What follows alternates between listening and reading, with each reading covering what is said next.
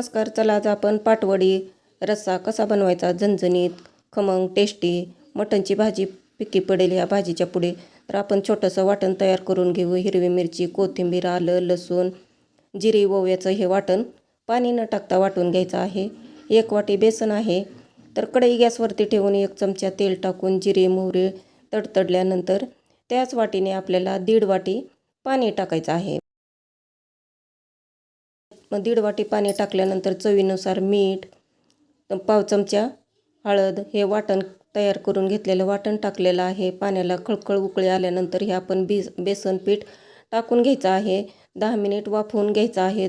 पिठाला चांगली चकाकी आल्यानंतर हे आता प्लेटीमध्ये थापून घ्यायचं आहे तेल लावून प्लेटीला. नंतर त्यावरती खोबरं, कोथिंबीर हे टाकलेलं आहे आणि हव्या त्या आकाराच्या ह्या वड्या बनवून घ्यायच्या आहेत आपण आवडीनुसार. आता रस्स्याची तयारी करूया. तर त्यासाठी टमाटर, कांदा, आलं, लसूण, खोबरं हे वाटून घेतलं. कोथिंबीर टाकून हे चांगलं पेस्ट बनवून घ्यायची आहे. तर कढई गॅसवरती ठेवून त्यामध्ये 2 चमचे तेल टाकलं आणि हे वाटण बनवून घेतलेलं आपण हे टाकलेलं आहे. कमी गॅसवरती हे 5 मिनिट परतून घ्यायचं आहे. त्यामध्ये काळा मसाला 1 चमचा, लाल मिरची पावडर 1 चमचा, धना पावडर 1 चमचा, गरम मसाला 1 चमचा, चवीनुसार मीठ टाकून हे चांगलं कमी गॅसवरती परतून घ्यायचं आहे तेल सुटेपर्यंत.